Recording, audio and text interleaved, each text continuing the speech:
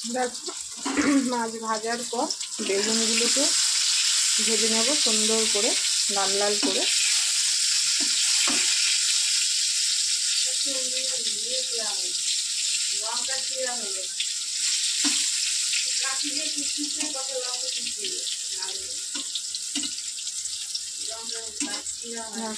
লাল লাল করে ভেজে নেব।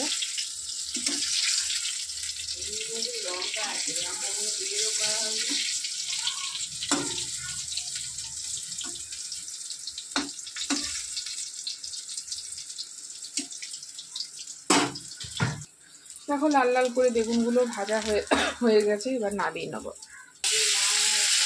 কালো জিরে আর পেঁয়াজ কুচি দিয়ে দিয়েছি। তো বন্ধুরা চিড়ে রাখা লঙ্কাটা দিয়ে দেবো।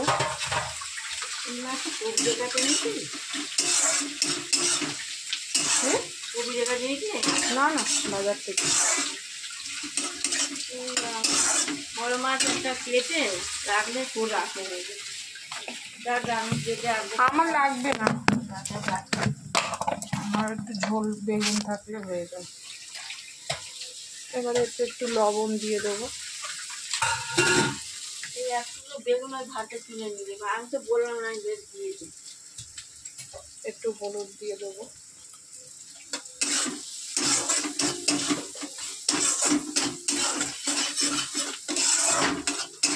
একদম খটখটে রান্না। এবারে কুচিয়ে রাখা টমেটোটা দিয়ে দেবো।